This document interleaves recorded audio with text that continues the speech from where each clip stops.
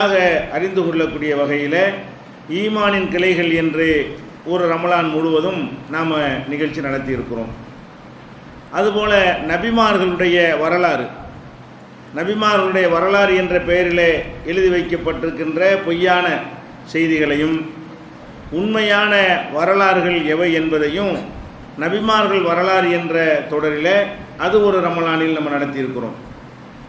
அதுபோல நபிகள் நாயகம் ஸல்லல்லாஹு அலைஹி வஸல்லம் அவர்களுடைய வரலாறு என்ற தலைப்பிலையும் ஒரு ரமலான் முழுவதும் அவங்களுடைய முழுமையான வரலாறை சொல்வதற்காக நம்ம இறங்கி ஒரு பாதி அளவில் அது சொல்லி நிறுத்தப்பட்டிருக்கிறது காலம் இல்லாததுனால.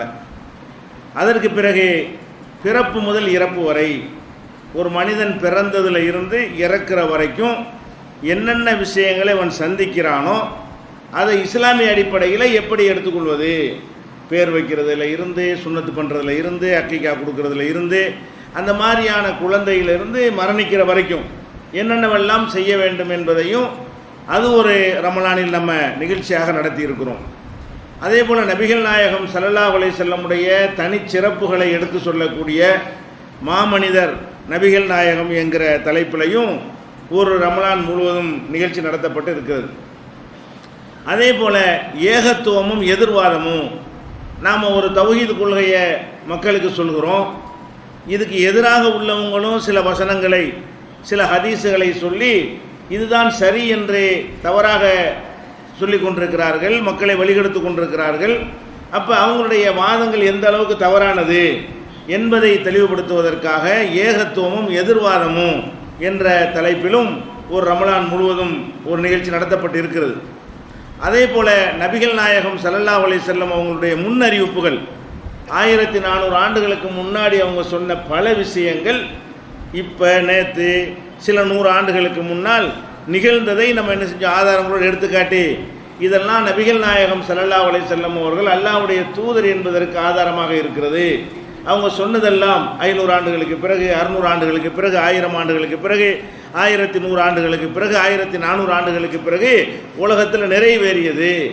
இதெல்லாம் நபிகள் நாயகம் அல்லாஹ்வுடைய தூதர் என்பதற்கு ஆதாரம் என்பதற்காக நபிகள் நாயகத்தின் முன்னறிவிப்புகள் என்ற தலைப்பிலும் ஒரு ரமலான் முழுவதும் தொடர் உரை நிகழ்த்தப்பட்டு இருக்கிறது.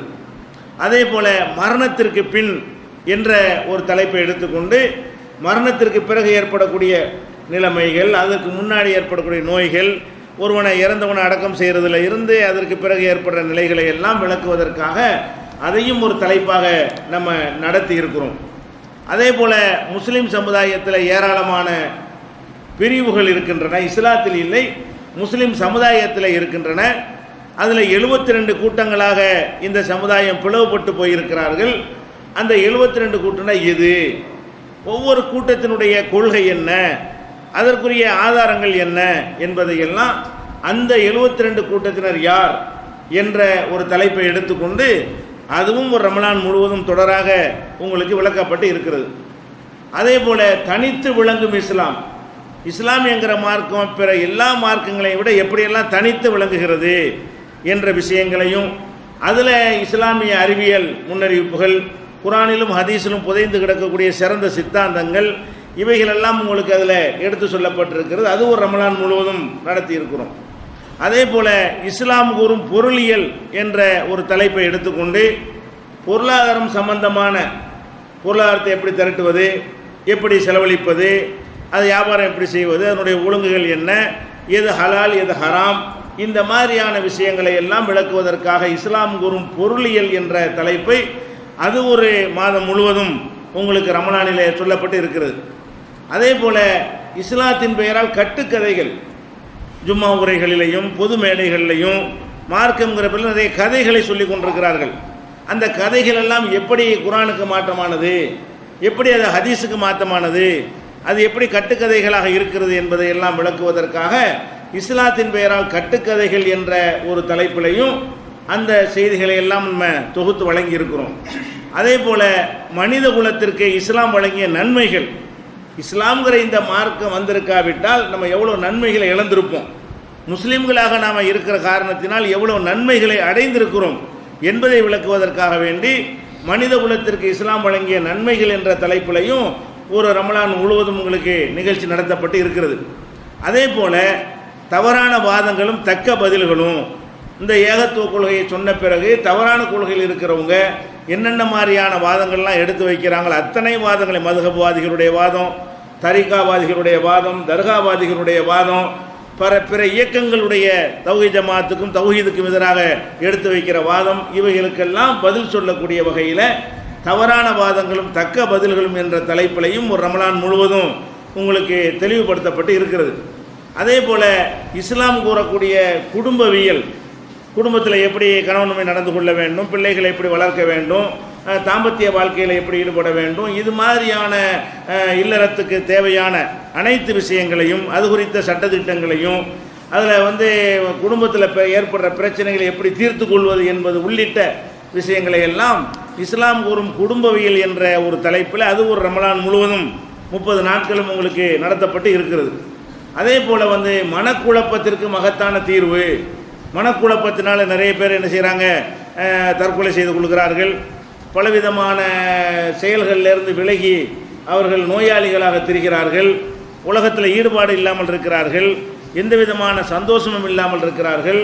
அப்போ என்னென்ன மாதிரியான மனக்குழப்பங்கள் மனிதனுக்கு ஏற்படும், அதை எப்படி தீர்த்து கொள்வது, அந்த மனக்குழப்பத்தை எப்படி போக்கிவிட்டு மனக்குழப்பம் இல்லாத வாழ்க்கையை வாழ்வது என்பதற்காக வேண்டி மனக்குழப்பத்திற்கு இஸ்லாம் கூறும் மகத்தான தீர்வு என்கிற தலைப்பிலையும் ஒரு ரமலான் நிகழ்ச்சிகளை நடத்தி இருக்கிறோம்.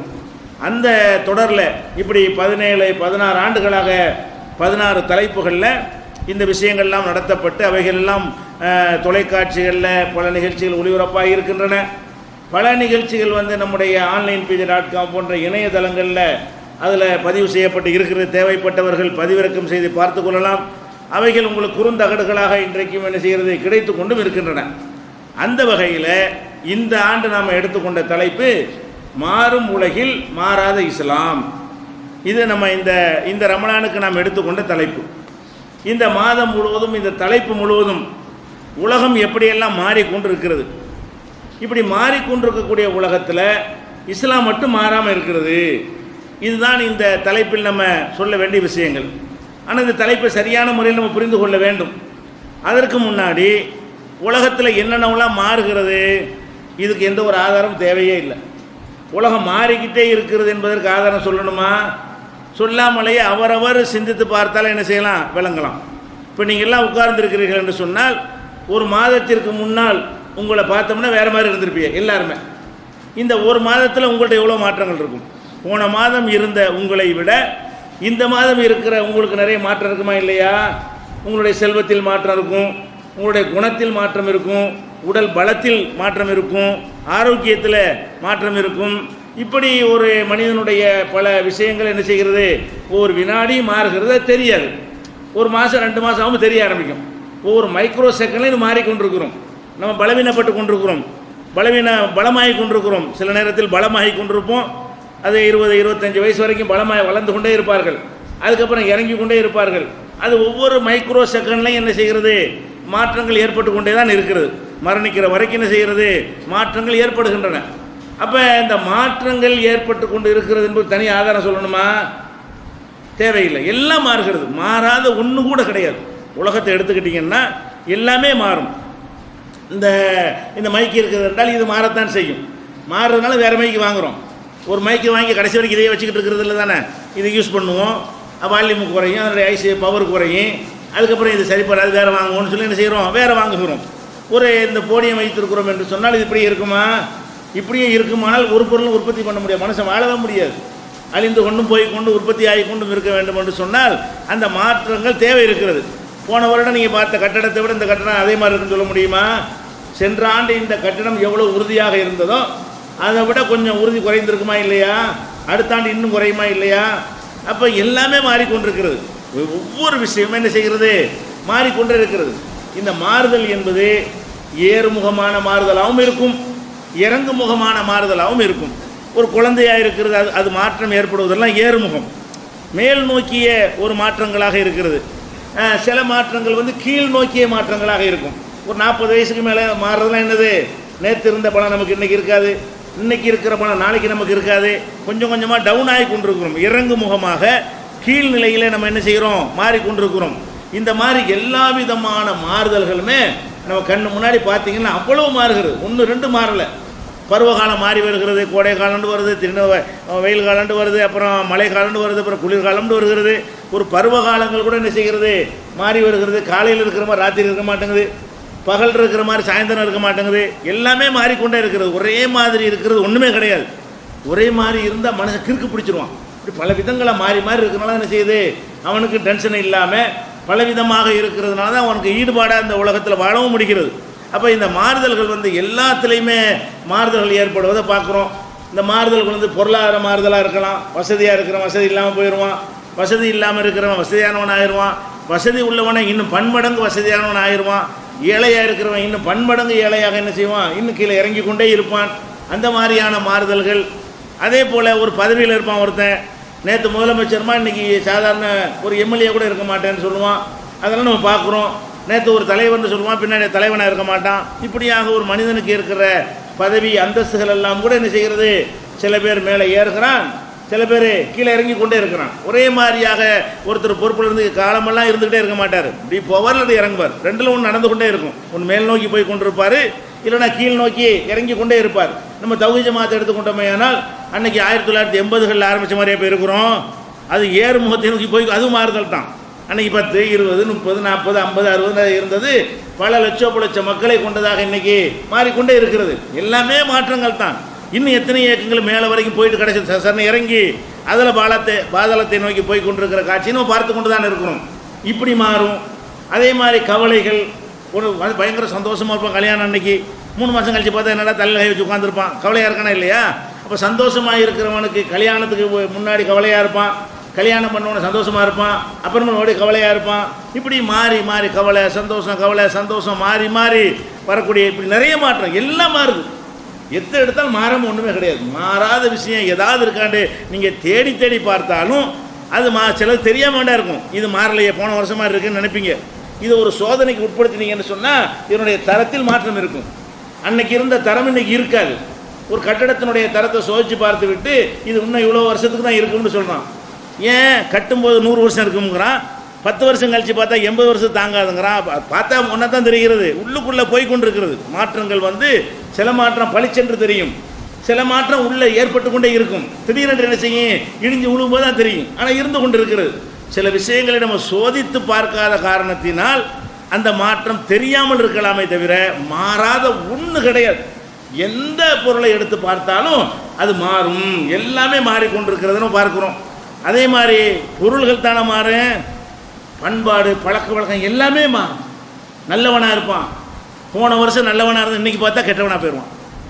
போன வருஷம் மகா கெட்டவனாக இருப்பான், இந்த வருஷம் பார்த்தா ஒரு தொழுகை பாதத்தை அப்படி பார்த்தா அப்படி மாறி போயிருப்பான்.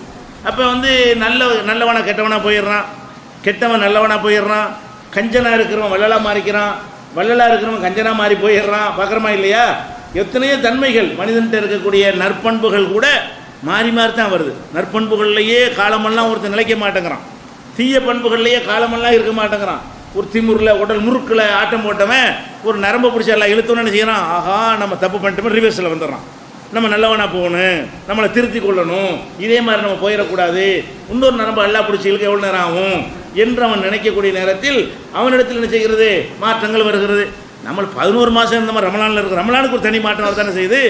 11 மாதம் எப்படி இருந்தோமோ அதுலேருந்து ரமலானுக்கு தனி மாற்றம் வருது. ரமலான் முடிஞ்ச மறுமாற்றம் வந்துடுது. ரமலான் 10 கடைசி 10ல் இன்னொரு மாற்றம் வரும், வருதா இல்லையா? மொத்தப்படையில் இன்னொரு மாற்றம் வரும். அந்த மாற்றம் என்பது பல சூழ்நிலைகள் சந்தர்ப்பத்துக்கு தகுந்தவாறு நம்ம மாறிக்கொண்டே இருக்கிறோம். பொருள்கள் மாறுற மாதிரி நம்முடைய பண்பாடுகள், நம்முடைய குணாதிசயங்கள், நம்முடைய நல்ல கெட்ட தன்மைகள் எல்லாமே என்ன செய்கிறது, மாறிக்கொண்டே இருக்கிற காட்சியை நம்ம பார்க்கிறோம். அல்லாஹ் கூட என்ன செய்கிறான்னு கேட்டால் இந்த மாறுதல் என்பதை காட்டி தான் நான் ஒருத்தன் இருக்கிறேன்டாங்கிறான். அல்லாஹ் அப்படி படைச்சிருக்கிறதுனால தான் அந்த மாறுதலை எடுத்துக்காட்டி என்ன செய்யறான், நீ அல்லாஹ் இல்லைங்கிறியா, அல்லாஹ் ஒன்றும் செய்ய முடியாதுங்கிறியா, இந்த மாறுதலாம் எவன் செய்கிறான் அப்படின்னு அல்லாஹ் கேட்டுன்னு செய்ய. அந்த மாறுதல் என்பதை காட்டி இறைவன் ஒருவன் இருக்கு, அவன் ஒருத்தன் தான் மாறாதவன். அல்லாஹ் ஒருத்தன் தான் என்ன செஞ்சான், கிழவனாப்பட்டு சொல்ல முடியுமா? அல்ல அன்னைக்கு பார்த்தாங்க, இப்போ ரொம்ப முடியல அல்லாவுக்கு அப்படி சொல்ல முடியுமா? பலவீனம் ஆயிட்டானா, அல்ல மறந்துட்டானா, மறதி நோய் அல்லாவுக்கு வந்துருச்சு, முதல் நிறைய யாவ சக்தி இருந்துச்சு. அல்லாஹ் ஒருத்தன் தான் மாறாதவன். வழங்குதா? அவன் எந்த நேரத்திலும் எப்படி இருக்க அப்படியே மாதிரி இருப்பான். அவனை படைத்தவன்.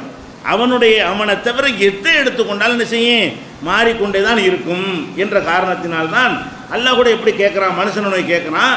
நீங்கள் காற்றை அல்லாஹ் ஓட்டி செல்லுது நீங்கள் பார்க்கவில்லையா? இப்போ கூட அல்லாஹ் காட்டை ஓட்டிச்சு மலையை ஊற்றுறானா இல்லையா? அப்போ அல்லாஹ் என்ன செய்யறான், ஒல்லாஹ் உள்ளது அரசல் ரியாக, அல்லாஹ் காற்றை அனுப்பி வைக்கிறான். இப்போ திசூர் சஹாபன், அது மேகங்களை என்ன செய்கிறது, ஓட்டி செல்கிறது. இப்போ சுக்குனாக இலா பலதி மையத்தின், செத்து போன ஊர்களுக்கு அதை நாங்கள் பெய்ய வைக்கிறோம். காஞ்ச ஊர் அப்படி சொல்கிறான்ல, காய்ந்து வறண்டு போன பூமியை பற்றி சொல்லும் பொழுது அந்த ஊருக்கு ஓட்டிக்கிட்டு போய் என்ன செய்கிறோம், அந்த மலையை குளிவிக்கிறோம். குளிவித்து இப்போ அகையை நாபிகள் அருள, அதை கொண்டு அந்த பூமிக்கு உயிரை கொடுக்குறோம். நேற்று வரைக்கும் காஞ்சி கிடந்துச்சு, நாளைக்கு பார்த்தா பச்சை பசேல் இருக்குது. காஞ்சி தரிசாக கிடந்த நிலங்கள் இந்த அல்லாஹ் காற்றை அனுப்பி அது மேகத்தை இழுத்து கொண்டு அதன் மூலமாக மழையை பொழிய செய்து அதிலிருந்து தானியங்களை உற்பத்தியாக்கி புற்பூண்டுகளை முளைய செய்து பச்சை பசேல் ஆக்குறான் பாருங்க. இது அல்லாஹ் சொல்லிட்டு செய்யறான். கதாலிக்க நுசூர், திரும்ப எழுப்புறது இப்படி தாண்டா. ஒன்றும் இல்லாமல் இருந்த பூமியை நான் எழுப்பலையா? இந்த பூமிக்கு இந்த உயிர் கொடுத்தவன் யாரு? அதில் பசுமையானதை கொண்டு வந்தவன் யாரு? நேற்று வரைக்கும் அதில் இருக்க முடியும் வேணா சொன்னியா? அப்போ இந்த மாதிரியா வறண்டு கிடைந்த இந்த பூமியை நான் உயிர்ப்பித்திருக்கிறேன்னு மாற செய்து அது மாற்றம் தானே. வறண்டு போச்சு, ஒன்றும் இல்லாமல் போச்சு, திரும்ப உயிர் கொடுத்து நான் மாற்றி இருக்கிறேன். இப்படி மாற்றி இருக்கிற மாதிரி தான் உன்னையும் நான் என்ன செய்வேன், திரும்ப எழுப்புவேன். இப்படி உன்னை சுத்தமாக அழிச்சிட்டு, எப்படி பூமியை சுத்தமாக அழித்து விட்டு பயிர் பச்சைகளை அழித்து விட்டு புற்பூண்டுகளை அழித்து விட்டு இதில் ஒன்றுமே இல்லை என்று சொல்லி தரிசு நிலம் என்று அதை விட்டு வைத்தான மனிதன், அதில் மழையை பெய்ய வைத்து அதிலிருந்து உயிரை நான் உருவாக்கி இருக்கும் பொழுது உன்னை அழிச்சிட்டு எனக்கு உருவாக்க இயலாதா?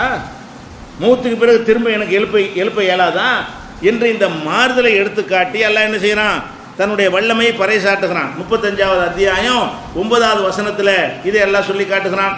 அதே மாதிரி இதே கருத்தை அல்லாஹ் சொல்லி காட்டுகிறான். பொன்துரு இல ஆசாரி ரஹமத்தில்லா, அல்லாஹ்வுடைய அருளுடைய அத்தாட்சிகளை நீங்கள் பார்க்கவில்லையா? கைபை யுஹில் அருள பாதமூத்திகா, இந்த பூமி வறண்டு போன பிறகு மூத்தா போன பிறகு அல்லாஹ் எப்படி உயிராக்குகிறான். இன்னதாலிக்கல முகையில் மௌத்தா, அவன் தான் செத்தவனை உயிராக்குவான். செத்த பூமியை உயிராக்கிய அல்லாஹ் தான் செத்து போன பிறகு மனுஷனை என்ன செய்வான், உயிராக்குவான். அது உங்களுக்கு தெரியலையா? அப்போ இந்த மாறுதலை சொல்லி காட்டி நான் எப்படி ஆள் தெரியுமா, இந்த மாறுதலை நான் தான் உண்டாக்கிட்டு இருக்கிறேன். இதில் உள்ள பலவீனத்தை உண்டாக்குனது யாரு, இதில் உள்ள பலத்தை உண்டாக்குனது யாரு? அனைத்து மாறுதல்களுமே என்னுடைய உத்தரவு பிரகாரம் நடந்து கொண்டே ஒவ்வொரு வினாடியும் அல்லாஹ்விடமிருந்து கட்டளை வந்துக்கிட்டே இருக்கிறது. எந்த அளவுக்கு என்று சொன்னால், லவ்கானல் பஹ்ரு மிதாதல்லி கலிமாத்தி ரப்பி ல நஃபீதல் பஹ்ரு கபல அன் தன்ஃபத கலிமாத்து ரப்பி, இந்த கடலில் உள்ள நீரெல்லாம் மையாக எழுதக்கூடிய இங்காக மையாக மாறி அல்லாஹ்வுடைய ஆர்டர்களை கட்டளைகளை எழுத புகுந்தால் கடல் நீர் போய்விடுமே தவிர கட்டளைகளை எழுதி முடிக்க முடியாது. அப்போ அல்லாஹ்விடமிருந்து கோடான கோடான கோடான கட்டளை வருது. ஒவ்வொரு செகண்ட்லையும் அல்லாஹ்விடமிருந்து கட்டளைகள் வந்து கொண்டே இருக்கிறது. அவ்வளவு கட்டளை எழுதுறதா இருந்தால் என்ன ஆகும்? இப்போ என்ன எடுத்துக்கூட எனக்கே எத்தனை கட்டளை வருது. ஒரு மனிதனுக்கு அவனுடைய கண்ணுக்கு ஒரு கட்டளை வரும், பாருன்னு அப்போ தான் கண்ணு பார்க்குது. இழு ஒரு கட்டளை வரும், உடுன்னு ஒரு கட்டளை வரும், புட்டின்னு ஒரு கட்டளை வரும். என்னுடைய உடம்புக்கு ஒரு செகண்டுக்கு பல கோடி கட்டளை வருகிறது. ஒவ்வொரு அணுக்களுக்கும் ரத்த அணுக்களுக்கும் அல்லாட்டிருந்து கட்டளை வருது. அதான் நகருது. இல்லாட்டி ஆஞ்சியோகிராம் பண்ணுன்றோம், அடைச்சுன்னு போய் ரத்தம் ஓடிட்டு இருக்கா இல்லையா? ரத்த ஓட்டத்தை அடைக்கிறதுக்கு காரணம் என்ன? ப்ரோக்ராம் கட்டளை. அட்டைன்னா அடைச்சிடும், ஓப்பன் பண்ணால் பண்ணிடும். அப்போ ரத்தம் ஓடுவதாக இருந்தாலும் ரத்தத்தில் அணுக்களாக இருந்தாலும் அதில் போய் உப்பு கலந்துருச்சு கொழுப்பு கலந்துருச்சுக்கிறான், அதெல்லாம் என்ன கட்டளை தானே. கொழுப்பு எங்கேருந்து போய் கலக்குதுன்னு தண்ணியை குடிக்கணும், சாப்பிட்றோம், மழை குடலுக்கு போகிறது. அதுக்கு இடையில் என்ன பண்ணுது? ரத்தத்துக்குள்ளே சர்க்கரைங்கிறான், ரத்தத்துக்குள்ளே உப்புங்கிறான், ரத்தத்துக்குள்ளே கொழுப்புங்கிறான், என்னென்னத்தையும் எடுத்துகிட்டு போய் என்ன செய்கிறது? அது கலந்து மிக்ஸ் ஆகி போயிடுது. எல்லாம் கட்டளை தான். அப்போ ஒரு மனிதனுக்கு ஒரு வினாடி நேரத்தில் கோடி கட்டளைக்கு மேலே வருது. உங்களை எடுத்துக்கொண்டீர்களே ஆனால் உங்களுடைய முடி ஒவ்வொரு முடியும் வளருத, அதுக்கு கட்டளை தான். அந்த முடிக்கு மாறுத, கருப்பாக இருக்கிறது செம்பட்டையாக போய் வெள்ளையாக மாறுத, அதுக்கு ஒவ்வொரு முடிக்கும் தனியான கட்டளைகள் இருக்கிறது. அப்போ ஒவ்வொரு அணுவுக்கும் கட்டளை, நிறம் மாறுவதற்கு கட்டளை. அப்படி ஒவ்வொரு மனிதனுக்கு இத்தனை கட்டளை இருந்தால் இத்தனை கோடி மக்களுக்கு எத்தனை கட்டளை? மனுஷனுக்கு மட்டுமா கட்டளை? ஒரு வினாடிக்கும் போட்டு கட்டளைன்னு சொன்னால், நான் பிறந்ததுலேருந்து சாவுற வரைக்கும் எனக்கு போட்ட கட்டளை எழுதுறதா இருந்தால் மெட்ராஸ் தண்ணி பூரா பத்தாது. சென்னையில் அவ்வளோ தண்ணி எடுத்து வச்சு அவ்வளோ ஒரு நேரத்தில் என்னைய லட்சக்கணக்கான கட்டளை தாக்குத. ஒரு மனிதனையே லட்சக்கணக்கான அல்லாஹ்வுடைய கட்டளைகள் தாக்கி கொண்டே இருக்கிறது. அதன்படி தான் நான் இயங்கிக்கிட்டு இருக்கிறேன். ஒவ்வொன்றுக்கும் ஆர்டர் வந்து கொண்டே இருக்கிறது. அப்போ அல்லாஹ் அர்த்தம் சொல்லியிருக்கிறான், குல் லவ் கானல் பஹரு, இந்த கடல் மிதாதல்லி களிமா திரப்பி என் இறைவனின் கட்டளைகளை எழுதுவதற்கு மையாக மாறுமையானால் நஃபிதல் பஹரு, கடல் முடிந்து போய்விடும். கப்ல அன் தன்ஃபத களிமா துரப்பி, என் இறைவனுடைய கட்டளைகளை எழுதி முடிப்பதற்கு முன்னால் மைய முடிஞ்சு போய்விடும். கடல் பூரா மையாக இருந்தாலும் அதெல்லாம் முடிந்து போய்விடும் என்று நபியை நீங்கள் சொல்லுங்கள் என்று அல்லாஹ் சொல்லுகிறான். அப்போ என்ன விளங்குகிறது? எல்லா மாறுதலுமே அல்லாட்ட இந்த ஆர்டர் தான். ஒவ்வொரு வினாடி நேரம் என்ன செய்கிறது? ஒவ்வொரு மைக்ரோ செகண்ட்லையும் ஒவ்வொரு மனிதனுக்கு, பொருளுக்கு, எல்லாத்துக்கும் அல்லாஹ்விடமிருந்து உத்தரவு வந்து கொண்டே இருக்கிறது. அதனால தான் மாறுது. அப்போ அதுதான் சொல்லி காட்டுறான். இந்த வறண்டு போன பூமி செழிக்குதுன்னு சொன்னால் அதில் லட்சக்கணக்கான கட்டளை அடங்கி இருக்கிறது. வானத்துக்கு கட்டளை, பூமிக்கு கட்டளை, அது முளைக்கிறது கட்டளை, எவ்வளோ தண்ணி ஓட்டணுங்கிற கட்டளை, காற்று கட்டளை, எந்த வேகத்தில் போகணுங்கிறது கட்டளை, எந்த இடத்துல நிற்கணுங்கிறது கட்டளை, எவ்வளோ மேகத்தை இழுத்துக்கிட்டு போகணுங்கிறதுக்கு கட்டளை, மேகத்திலேருந்து எவ்வளோ தண்ணி இறக்கணுங்கிறது கட்டளை, அனைத்தும் கட்டளை தானே. இறங்கின தண்ணீரை எங்கே தேக்கி வைக்கணும் அதுக்கும் கட்டளை. அந்த அந்த எல்லாமே அப்படி ஒவ்வொரு விஷயத்திற்கும் ஏராளமான ஆர்டர்கள் அல்லாஹ்விடமிருந்து வந்து மாறிக்கொண்டே இருக்கிறது. அதை சொல்லி காட்டி எனக்கு வந்து திரும்ப உயிராக்க முடியாதா? இத்தனை ஆர்டர் பண்ணி அவ்வளோ நடந்துக்கிட்டு இருக்கடா அல்லாஹ் கேட்குறான். எவ்வளோ ஆர்டர்களை போட்டுக்கிட்டு இருக்கிறான், அவ்வளவு நடக்கிறது. அப்போ மனுஷனை விட்டு ஆடு மாடுக்கு எவ்வளோ கட்டளை இருக்கும், கழுத குதிரைக்கு எவ்வளோ கட்டளை இருக்கும், மரஞ்செடிக்கு எவ்வளோ கட்டளை இருக்கும், எல்லாத்துக்கும் கட்டளை இருக்கா இல்லையா? சூரியனுக்கு கட்டளை, சந்திரனுக்கு கட்டளை, இப்படி ஏராளமான கட்டளைகள் அல்லாஹ்விடமிருந்து புறப்பட்டு கொண்டே இருக்கிறது. அந்த கட்டளைகள் படி அது நடக்கும்போது மாறிடுது. மாறுற காரணம் என்ன? ஒரே மாற்றமே தேவையில்லை. கட்டளை ஒரு ஆர்டர் முடிஞ்சு போய்விடும். மாற்றம் தேவையில்லைன்னு வைங்களேன், நில்லு, அதான் ஆர்டர், நின்ற வேண்டியதான். நிறைய ஆர்டர் பண்ணால் அது மாறுன்ற அர்த்தம். நில்லுன்னா நின்ற வேண்டியதான். அல்லாஹ்வுடைய இது அப்படி இருக்காது. ஒவ்வொரு செகண்டுக்கு நில்லு எந்திரி உட்கார் போன்னு சொல்லிச்சு அவ்வளோ கமாண்ட் இருக்கும், அவ்வளோ கட்டளைகள் இருக்கும். அப்போ அல்லாஹ் வந்து இவ்வளவு ஏராளமான கட்டளைகளை பிறப்பிக்கிற காரணத்தினால் உலகம் மாறியே தீரும், மாறிக்கொண்டு தான் இருக்கிறது. மாற்றம் என்பது ஒன்று தான் மாறாதுன்னு சொல்லுவாங்க. பழமொழி சொல்லுவாங்க. என்ன சொல்லுவான்? உலகத்திலேயே மாறாது எதுன்னு கேட்டால் மாற்றம் தான். இந்த மாற்றம் இருக்கு, அது மாறாதான். மாற்றம் இல்லாத ஒன்று கூட உலகத்தில் இல்லை என்பதற்காக இந்த மனுஷன் கண்டுபிடிச்ச ஒரு பழமொழி என்ன? பழமொழி இல்லை, அது ஒரு தத்துவம் தான். அது ஒரு தத்துவம் என்ன? மாற்றம் ஒன்றே மாறாதது. மாறாமல் ஏதாவது இருக்குன்னா மாற்றம் மாறிக்கிட்டே தான் இருக்கும், நிறுத்த முடியாது யாராலும். அப்படி சொல்லக்கூடிய காரணத்தில் பார்க்குறோம். இப்படி அல்லாஹ் ரப்புல் ஆலமீன் வந்து காய்ந்து போன பூமியை முளைக்க செய்வதையெல்லாம் சொல்லி காட்டி, இது மாதிரி நான் உங்களை மரணித்த பிறகு திரும்ப எழுப்புவேன் அப்படின்னு நிறைய வசனங்களில் அடுக்கடுக்காக சொல்லி காட்டுகிறான். அதே மாதிரி வந்து இன்னொரு வசனத்தில் அல்லாஹ் சொல்லி காட்டுகிறான், மனிதர்களே, நாங்கள் திரும்ப எழுப்புறதில் உனக்கு சந்தேகம் இருந்தால், யாயு ஹன்னாஸ், மனிதர்களே, இன் குந்தும் ஃபீ ரைபி மினல் பாசி, உங்களை திரும்ப நான் எழுப்புவேன் என்பதில் உங்களுக்கு சந்தேகம் இருந்தால் அதுக்குரிய ஆதாரத்தை கேட்டுக்க அப்படின்னு சொல்லி, அந்த ஆதாரம்லாம் பார்த்தீங்கன்னா எல்லாம் மாறுதலாக தான் இருக்கும். என்ன ஆதாரம்? முதல்ல உன்னை எங்கேருந்து படைத்தேன் அல்லாஹ் கேட்குறான். இன்னா ஹலக்குனாக்கும் மின் துராபின், ஃபஸ்ட்டு மண்ணிலேருந்து உன்னை படைத்தேன். உன்னை என்ன, உன்னுடைய தாய் தந்தையான ஆதம் ஹவ்வாவை என்ன செய்கிறேன்? ஆதமை மண்ணிலிருந்து படைத்தோம். சும்ம மின் நுத்துபத்தின், அப்புறம் என்ன செய்கிறோம்? விந்துவிலிருந்து உன்னையை படைக்கிறோம். அப்புறம் என்ன செய்கிறோம்? சும்ம மின் அலக்கத்தின், ஆணுடைய உயிரணுவும் பெண்ணுடைய முட்டையும் சேர்ந்த அந்த சினை முட்டையிலிருந்து உன்னை செஞ்சிடும். அப்புறம் உருவாக்குறோம், அடுத்து மாற்றுறோம். உன்னை மனுஷன் ஆக்குறதுக்கு எத்தனை வேலை நடக்குன்னு பாரு. மண்ணாக தானே படைத்தோம், அப்படி வச்சிடலையே. அதுக்கப்புறம் இந்த மண்ணிலிருந்து மனிதனை இணைய செய்து, அவனிலிருந்து ஒரு சாரை புறப்பட்டு வர செய்து, அதை போய் அந்த கருவறையில் தங்க வைத்து, அதில் ஒவ்வொரு ஸ்டேஜ் பை ஸ்டேஜாக வளர்த்து, இவ்வளோ வேலை செஞ்சுக்கிட்டு இருக்கிறவனுக்கு ஆகுண்டு ஆக்க முடியாது எனக்கு எல்லாம் கேட்குறான். அப்போ பிறகு என்ன செய்கிறோம்? ஒரு சதை துண்டாக ஆக்குகிறோம். அந்த சதை துண்டு எப்படி இருக்கிறது? அது எந்த ஒன்று சொல்ல, படைக்கப்பட்டுச்சா படைக்கப்படலையான்னு சொல்ல முடியாது. உருவாகியும் உருவாகாமலும் இருக்கக்கூடிய ஒரு சதை துண்டாக ஒன்று என்ன செய்கிறோம்? அப்புறம் மாற்றுகிறோம். அதுக்கப்புறம் என்ன செய்கிறோம்? கருவறையில் பல மாதங்கள் உன்னை தங்க வைக்கிறோம். உன்னை கீர்ரஃபில் அரகாமி மானஷா, நாம் நாடுகிற காலம் வரைக்கும் உன்னை கருவறையில் தங்க வைக்கிறோம். இல்லை அஜலி முசம்மா, குறிப்பிட்ட காலம் வரைக்கும். சும்மா நுகுரிஜிக்கும் திஃபுலா, பிறகு ஒரு குழந்தையாக உங்களை நம்ம என்ன செய்கிறோம்? வெளியே கொண்டு வர்றோம். எது வரைக்கும் கொண்டு வர்றோம்? பிறகு நீங்கள் பருவ வயது அடைகிறீர்கள். உங்களில் சில பேர் வந்து இளமையிலே போய்விடுகிறீர்கள், சில பேர் தள்ளாத வயசு வரைக்கும் கொண்டு செல்லப்படுகிறீர்கள். இவ்வளவு செய்கிற எனக்கு உங்களை திரும்பி உயிரை அல்ல கேட்கணும்.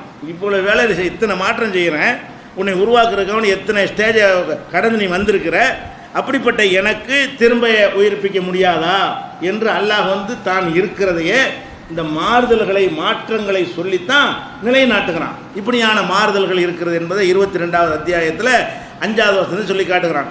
அதே மாதிரி அல்லாஹ் இருக்கிறாங்கிறதுக்கு ஆதாரம் எப்படி சொல்கிறான் தெரியுமா?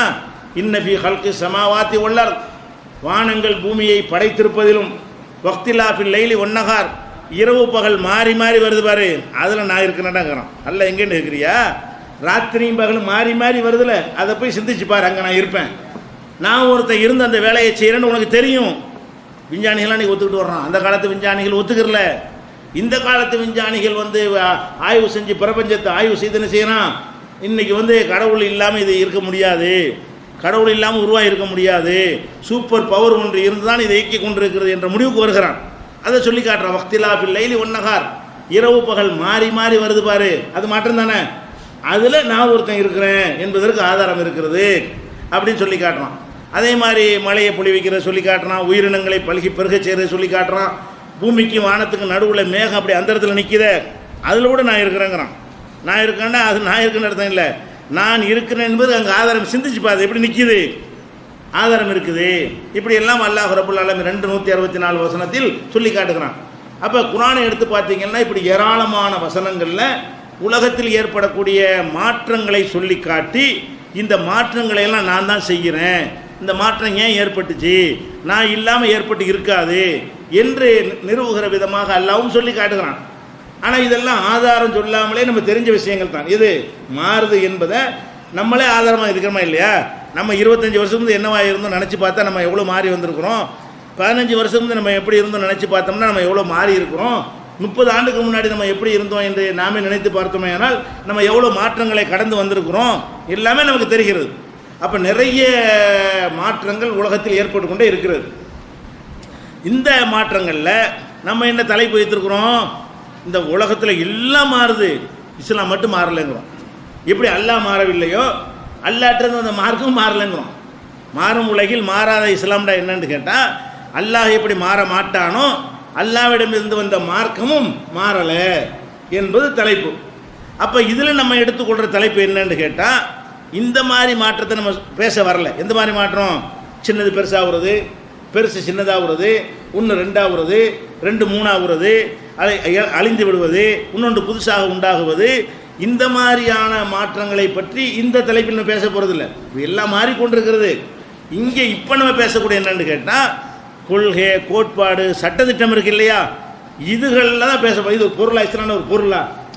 இஸ்லாம்னு ஒரு பொருளாக இருந்துச்சுன்னு சொன்னால் வச்சு பார்த்து மாறிடுச்சா இல்லைன்னு டெஸ்ட் பண்ணி பார்க்கலாம். இஸ்லாம்ங்கிறது ஒரு மெட்டீரியல் கிடையாது, அது ஒரு சித்தாந்தம், அது ஒரு கொள்கை, அது ஒரு வாழ்க்கை திட்டம், அது சில சட்டத்திட்டங்களுடைய தொகுப்பு. அப்படி இருக்கக்கூடிய நேரத்தில் இந்த இடத்தில் நம்ம என்ன எடுத்து பேசுகிறோம்? இந்த மாதிரி பொருள்களில் ஏற்படுற மாற்றங்கள், குணாதிசயத்தில் மனுஷன்கிட்ட ஏற்படுற மாற்றங்கள், இயற்கையில் ஏற்படக்கூடிய மாற்றங்கள், இதை பற்றி நம்ம பேசவே இல்லை இந்த தலைப்பில். இந்த தலைப்பில் நம்ம என்ன எடுத்துக்கொள்கிறோம் என்று சொன்னால், இந்த மாறுதல்கள்லாம் ஒரு பக்கம் இருக்கட்டும், இதை பற்றி நம்ம பேசவே இல்லை. இந்த மாறுதலை விட்டுட்டு உலகத்தில் எவ்வளோ கொள்கை இருக்கிறது, எவ்வளோ மதங்கள் இருக்கிறது, எவ்வளோ சித்தாந்தங்கள் இருக்கிறது, எவ்வளோ கட்சிகள் இருக்கிறது, எவ்வளோ இயக்கங்கள் இருக்கின்றன, அவங்களுடைய விஷயங்கள் எல்லாம் மாறிக்கிட்டே வரும் பொழுது இது மட்டும் மாறலை. நாம் தலைப்பில் எடுத்துக்கொள்கிற விஷயம் என்னவென்று சொன்னால், இஸ்லாத்தை மாறவில்லை என்று சொல்வதாக இருந்தால் இந்த மைக்கு மாறிவிட்டது, இஸ்லாம் மாறலைன்னா பொருந்தாது. மைக்குங்கிற ஒரு பொருள், இஸ்லாம்ங்கிற ஒரு பொருள் கிடையாது. அப்போ நம்ம ஒப்பிட்டு காட்டுவதாக இருந்தால் எதோ ஒப்பிட்டு காட்டணும்? இஸ்லாம் மாறவில்லை என்று ஒப்பிட்டு காட்டுவதாக இருந்தால் வேற ஒரு கொள்கையை காட்டி, இந்த பாருங்க இந்த கொள்கை மாறுது, இந்த பாருங்க இந்த கொள்கை மாறல, இந்த பாருங்க அந்த கொள்கை மாறி போச்சு, இந்த கொள்கை மாறலன்னு சொல்லி கொள்கை, கோட்பாடு, சட்டத்திட்டம் இதுகளை சொல்லி அது மாறலை என்று சொல்வதுதான் தலைப்புடைய நோக்கம். புரிந்து கொள்வதற்கு தான் இதுவரைக்கும் சொன்ன மாறுதல்லாம். அது இந்த தலைப்போட ஒட்டுன விஷயங்கள் கிடையாது. அந்த மாறுதல்களை பற்றி பேசவும் முடியாது. அது வேற இது வேற.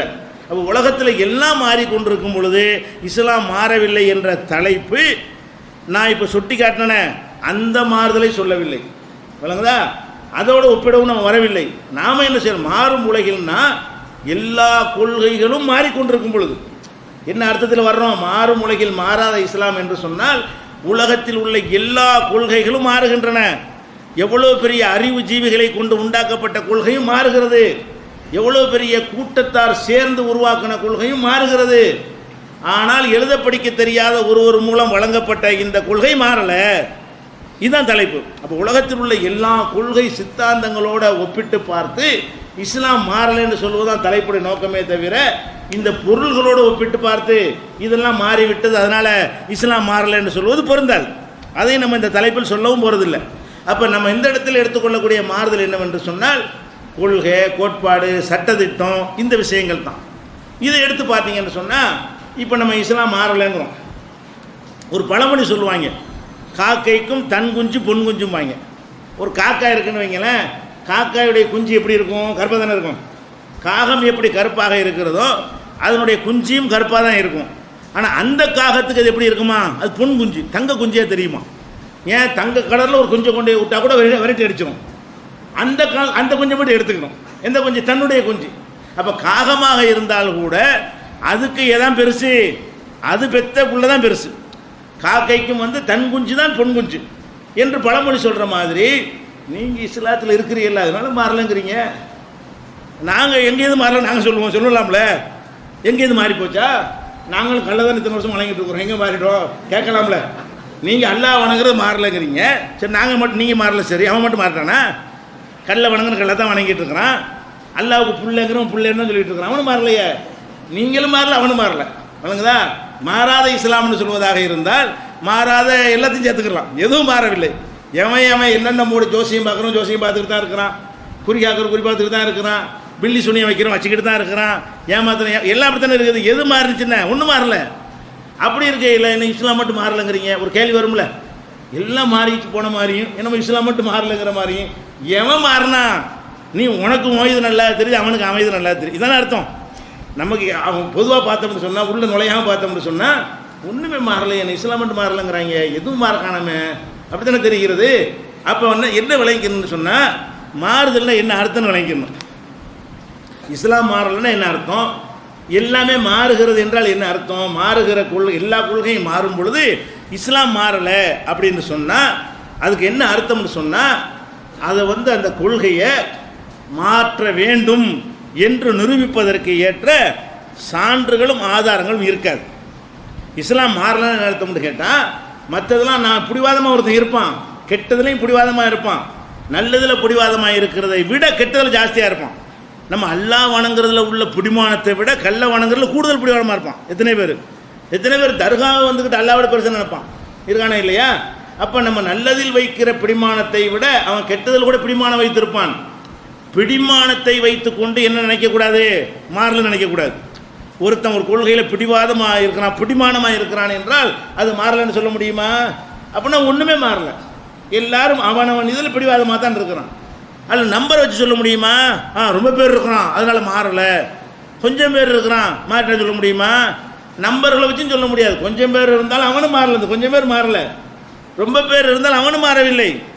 அப்போ எல்லாமே மாறாமல் தான் இருக்கிறது. அப்போ மாறுறதுக்கு அர்த்தம் என்ன விளங்கிக்கணும்னு கேட்டால், ஒரு இஸ்லாம்ங்கிற கொள்கையை உலகத்தில் வைக்கிறோம், அல்ல வேறு ஒரு கொள்கையை உலகத்தில் வைக்கிறோம். அந்த கொள்கையை புடிவாதமாக தான் இவன் பிடிச்சிக்கிட்டு இருக்கிறானே தவிர மாறுவதற்குரிய எல்லா காரணமும் அதில் இருக்கும். இவன் தான் மாற்ற மாட்டேங்கிறான். மாறுவதற்கான எல்லா அம்சமும் இருக்கும். லாஜிக்காக மாறி போயிடும், தர்க்க ரீதியாக மாறி போயிடும், விவாதத்துக்கு வந்தால் மாறி போய்விடும். அது மாற்றித்தான் ஆவணம் என்பதற்கு கேள்வி கேட்டால் வாயை பற்றிட்டு ஓடுவான். அதான் மாறுதுன்னு அர்த்தம். மாறித்தான் போச்சு. நீ புடிவாதத்துக்கு மறைச்சிக்கிட்டு இருக்கிற. உன்னை நோக்கி ஒரு கல்லை ஏண்டா வணங்குறேன்னு கேள்வி கேட்டால் ஆன்சர் கிடையாது, ஆனால் வணங்க தான் செய்வேன். மாறி போச்சு. எப்போ ஆன்சர் உங்கள்கிட்ட இல்லையோ அப்போ என்ன அர்த்தம்? மாறி போச்சுன்னு அர்த்தம். இஸ்லாத்தில் ஏன்டா இதை செய்கிறேன், இந்த இதுக்கு செய்கிறேன், அது ஏன் என்ன வேண்டாலும் பதில் இருக்குல்ல. அப்போ இஸ்லாம் மாறவில்லை என்பதற்கு அர்த்தம் என்னன்னு கேட்டால், எதுவும் மாறாமத்தான் இருக்கிறது. இஸ்லாம் மாறவில்லைக்கு அர்த்தம் என்ன? இஸ்லாத்தை மாற்றித்தான் ஆகணுங்கிறியா? அதற்குரிய எந்த வாதங்களை வைத்தாலும் அது அடிபடும். அறிவாளிகளுடைய முன்னால் நிற்காது, தர்க்க ரீதியாக நிற்காது, விவாதம் பண்ணும்போது நிற்காது. அப்போ இஸ்லாம் மாறித்தான் ஆக வேண்டும், மாற்றித்தான் ஆக வேண்டும் என்று யாராவது வாதத்தை வைப்பார்களே ஆனால் அந்த வாதத்திற்கான பதில் இஸ்லாத்தில் இருக்கிறது, வேற எந்த சித்தாந்தத்திலும் இல்லை.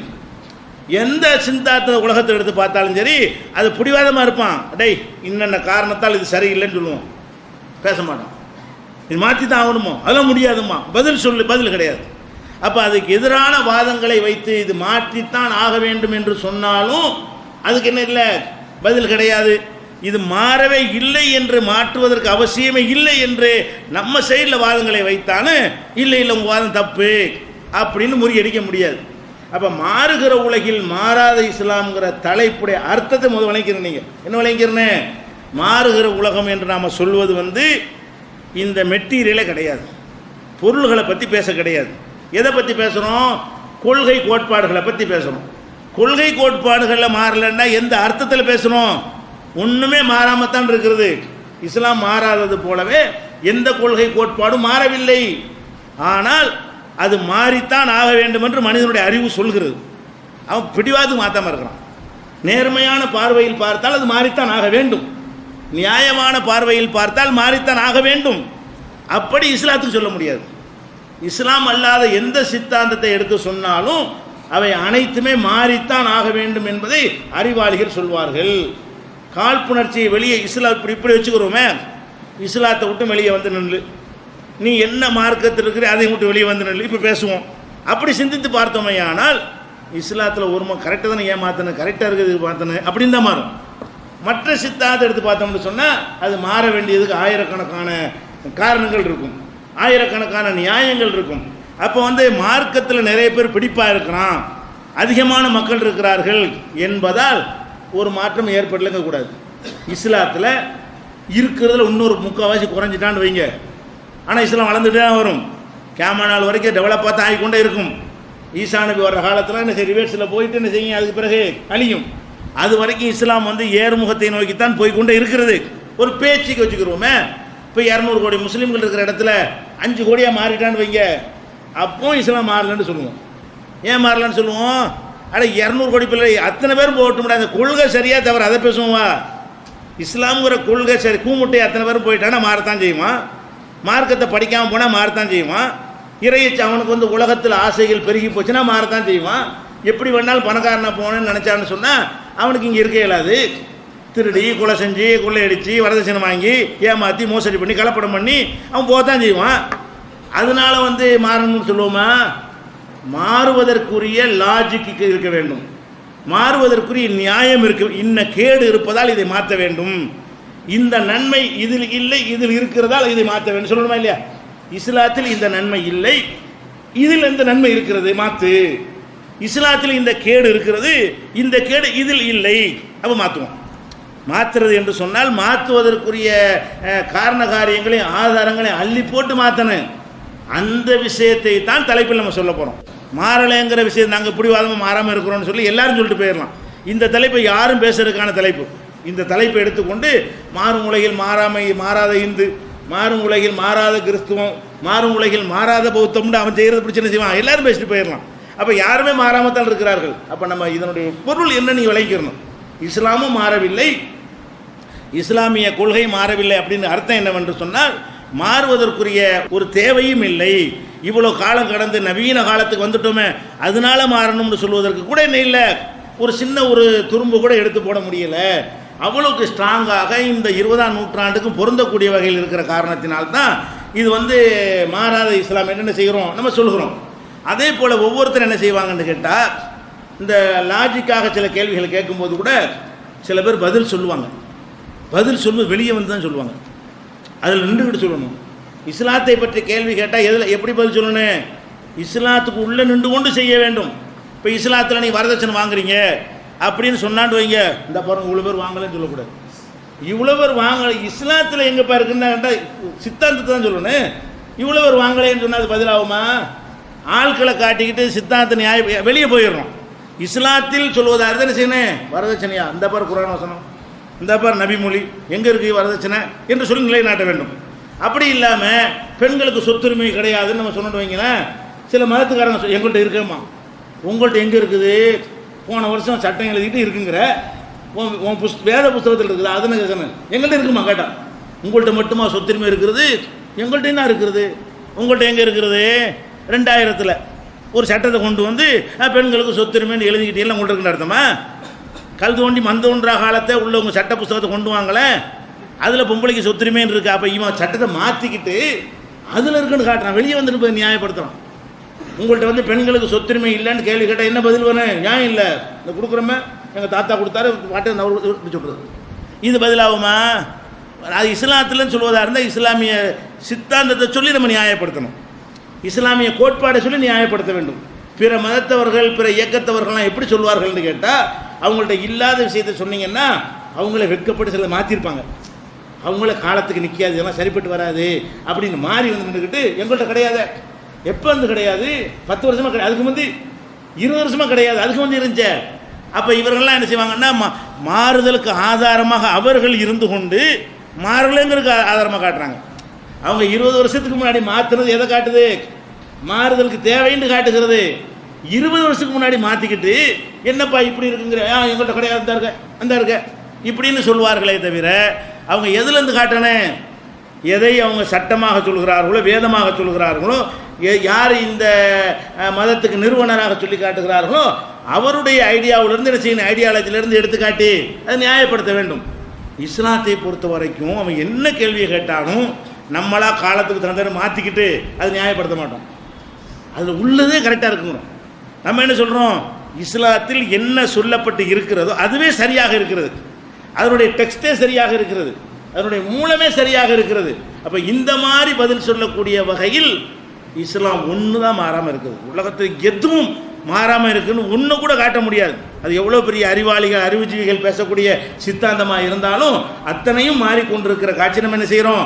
பார்க்கிறோம். அதே மாதிரி வந்து இன்னொன்றையும் பார்க்க வேண்டும். அதாவது மாற்றம், அதுக்கு காரணத்தை விளங்கிக்கிறங்க. ஒரு விஷயம் மாறணும்னா எதனால மாறணும் வேணும்ல? இப்போ இஸ்லாம் மாறணும்னு சொன்னால் மாற்றணும்னு சொன்னால் மாற்றுவதற்கு எப்போ நம்ம மாற்றணும்னு சொல்லுவோம்? சும்மா திடீர்னு மாற்றணும்னு சொல்ல மாட்டோம். அதுக்கு எதாவது நடக்கணும். ஒரு விஷயத்தை மாத்திரம் தான் என்ன செய்யணும்? ஒரு கட்டடத்தை மாற்றணும்னு எப்போ நினைப்போம்? விரிசல் விழுந்தால் மாற்றணும்னு நினைப்போம். அல்லது ஒழுங்குனா என்ன செய்வோம்? மழை பெஞ்சு கசியுதுன்னா அதுவும் செய்வோம். அது புடுங்கி சாப்பிட்றோம்ல காற்று இல்லாமல், இப்படி இருந்தால் என்ன செய்வோம்? காற்றோட்டம் அமைக்க என்னென்னு யோசிப்போம். அப்போ ஒரு விஷயத்தை மாறுவதாக இருந்தால் அந்த மாறுவதை தூண்டுவதற்கு தேவையான விஷயங்கள் உலகத்தில் நடந்தால் தானே மாற்றுறோம். அதே மாதிரி வந்து இஸ்லாத்தை மாற்றணும்னா எதுக்கு மாற்றணும்? வேணும்ல, காரணம் வேணும்ல. இஸ்லாம் வந்து மக்களை ஏமாற்ற சொல்லுதா?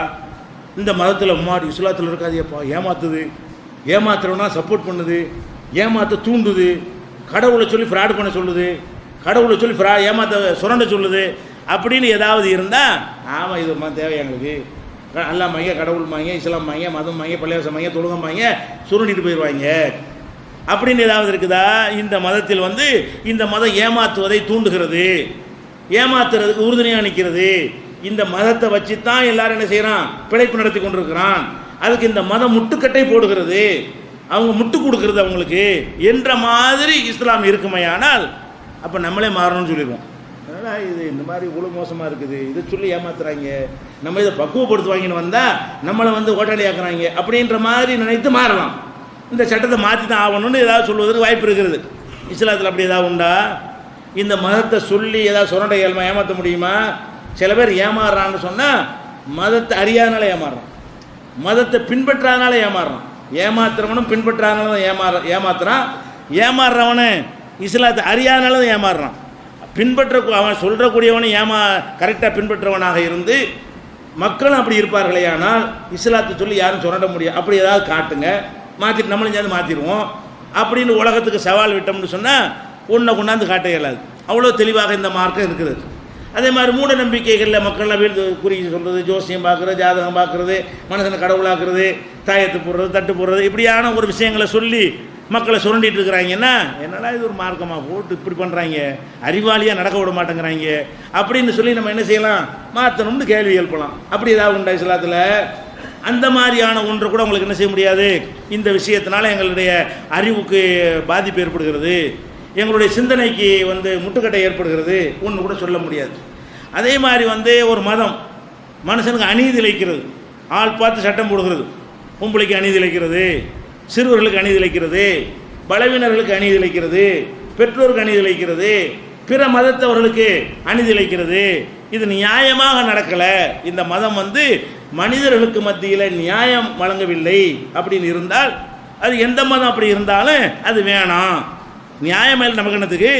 எவனுக்கு சாதகமாக இருக்கு அவன் மட்டும் இருந்துட்டு போகிறான், மற்றவங்களை வெளியே வந்துடுவோம், அதை மாற்றிடுவோம் என்று சொல்வதற்கு நியாயம் இருக்கிறது. அப்போ இந்த மதத்தில் இஸ்லாம்ங்கிற இந்த மார்க்கத்தில் வந்து யாருக்காவது அநீதி இழைக்கக்கூடிய விதமாக இருக்கிறதா? இதெல்லாம் பீடியா உங்களுக்கு சொல்கிறேன். ஒவ்வொரு தலைப்பையும் உள்ள நுழைஞ்ச என்ன செய்யும், விரிவாக உங்களுக்கு சான்றுகளோட பிறகு சொல்லுவோம். இதெல்லாம் என்னென்ன விஷயங்கள்லாம் நம்ம எடுத்துக்கொள்ள இருக்கிறோம் என்பதற்காக சுட்டி காட்டுற விஷயங்கள். அப்போ இந்த மதத்தில் அநீதி இழைக்கப்படுது என்றால் எடுத்துக்காட்ட முடியுமா? அப்படியும் கிடையாது. அதனால் ஒன்றும் செய்ய முடியாது. அதே மாதிரி வந்து உலகத்தில் எவ்வளோ அநியாயங்கள் நடக்கிறது. அநியாயங்களை கண்டு பார்த்தீங்கன்னா எல்லாத்துலேயுமே நோ கமாண்ட்ஸ் தான். எந்த மதத்தை எடுத்துக்கொண்டாலும் சில அநியாயங்களை பற்றி பேச மாட்டாங்க. அதை பற்றி என்ன சொல்லக்கூடாது, இதை பற்றி பேசக்கூடாது என்கிற மாதிரியான ஒரு நிலைமை இருக்கிறது. உலகத்தில் உள்ள எந்த தீமையை பற்றியும் பேசாத ஒரு மார்க்கம் உலகத்தில் இஸ்லாத்தில் ஏதாவது உண்டா? எதை பற்றியும் பேசும். இஸ்லாம் என்பது வந்து பொய்யில் இருந்து ஃப்ராடில் இருந்து சின்ன அற்பமாக ஒருத்தர் இப்படி கிண்டல் பண்ணுறீங்க, அதை கூட பேச இஸ்லாம். ஒரு அப்படி சுட்டி காட்டுறீங்கள அப்படிங்கிற இல்லை, இது ஒரு மாதிரியான இதில் என்ன இருக்குது, ஒன்றுமே இல்லை, இது தப்புன்னு சொல்லணும் இஸ்லாம். வீட்டில் எட்டி பார்க்குறீங்களா, அதை கூட கூடாது. ஏன்டா எட்டி பார்க்குற?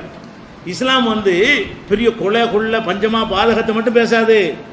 மனுஷனுக்கு எந்த விதமான துன்பங்கள் அநீதிலை தீமையை கண்டாலும் அந்த தீமைக்கு எதிராக சவுக்கை எடுக்கக்கூடிய ஒரு சித்தாந்தமாக இருக்கும். ஏமாத்தனுங்கிற இதை வளைஞ்சு கொடுத்தா மனுஷனை உத்து பார்த்துட்டு போ, அடுத்த வீட்டில் நுழைஞ்சிட்டு போ, கண்ணக்குள்ள வச்சுட்டு போன்னு சொல்லிட்டு போகுது அந்த மார்க்கம். அப்போ அப்படி ஏதாவது இருந்தாலும் என்ன செய்யலாம், மாறணும்னு சொன்னால் அது ஒரு நியாயம் இருக்கிறது. அதே மாதிரி வந்து இந்த காலம் வந்து ரொம்ப ஃபாஸ்ட்டாக போய்கொண்டிருக்கிறது.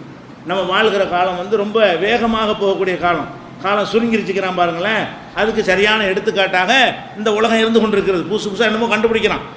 நம்ம கண்டுபிடிச்ச பார்த்து நம்மளே ஆச்சரியப்பட்டு நிற்கிறோம், திகைத்து நிற்கிறோம். எப்படி இதை கண்டுபிடிச்சாங்க, இங்கே பேசுகிற உலகம்லாம் கேட்குறோம். இப்போ நான் பேசிகிட்டு இருக்கிறோமா இல்லையா? ஆன்லைன் பேஜில் எல்லோரும் பார்த்துட்டு இருக்கிறான். நம்மளை மாதிரி தொழில்நுட்பத்தில் பின்தங்கினவனை எப்படி பண்ணுறோம்னு சொன்னால், தொழில்நுட்பத்தில் மேலவனை எப்படிலாம் பண்ணுவான், என்னெல்லாம் பண்ணுவாங்க. நம்மளை மாதிரி ஆட்களை போட்டு போய் ஆச்சரியப்படுறோமா இல்லையா? அப்போ ஒரு செகண்டில் உலகத்தில் நடக்கிற அவ்வளோ விஷயத்தையும் உலகத்தில் எல்லாரும் பார்க்க முடிகிறது. அப்படிப்பட்ட ஒரு நவீன காலம் வரும் பொழுது அப்போ எல்லாமே பழசனாக ஓடிக்கிட்டே இருக்கிறது. நவீன காலத்தில் என்ன இப்போ நடப்புன்னு கேட்டால், ஒரு 50 வருஷத்துக்கு முன்னாடி தள்ளுபடி செய்யப்பட்ட விஷயங்களை விட இந்த 50 ஆண்டுகளில் தள்ளுபட்ட விஷயங்கள் பல மடங்கு அதிகம்.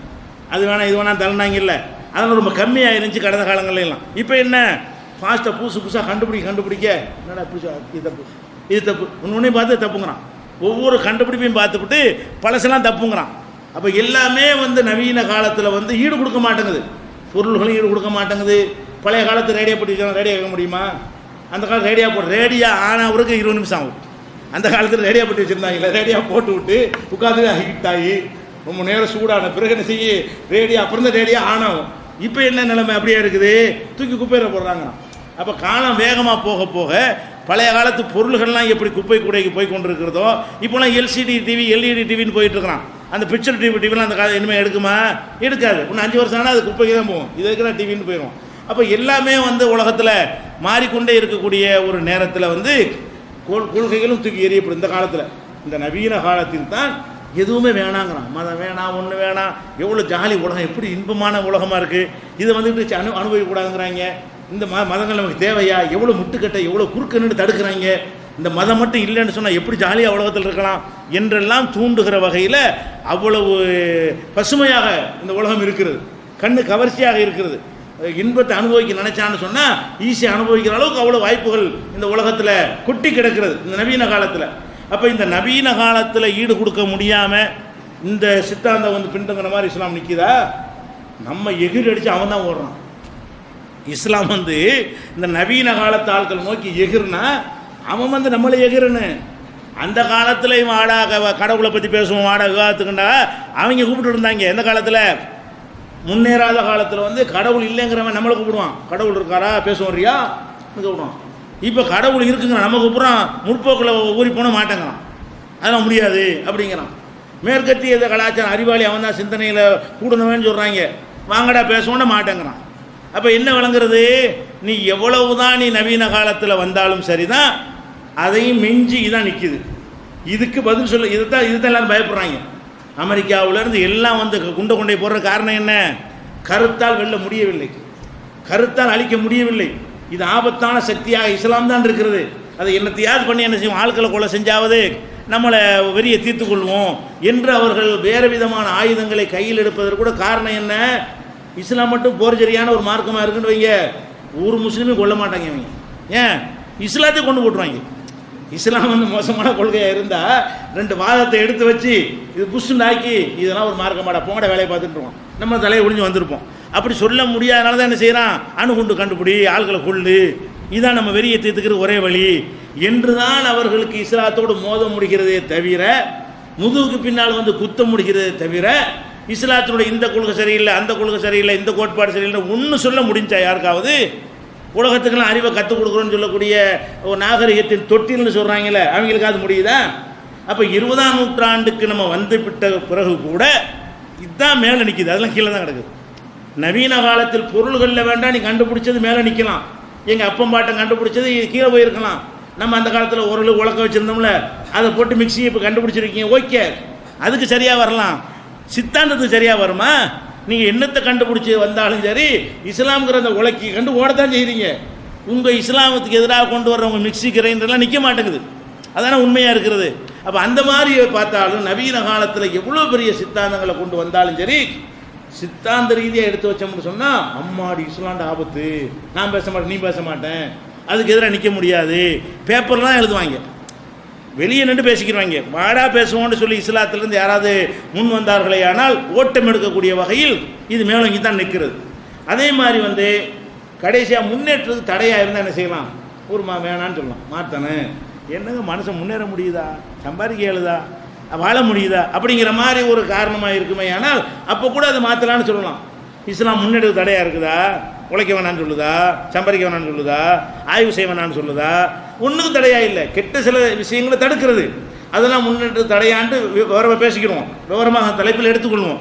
ஆக இந்த விஷயத்தை எதுக்கு நம்ம பீடிகை அவங்களுக்கு சொல்கிறோம் என்று சொன்னால், மாறும் உலகில் மாறாத இஸ்லாம்ங்கிற தலைப்புடைய அர்த்தத்தை நீங்கள் சரியாக விளங்கிக் கொள்வதற்கு தான்.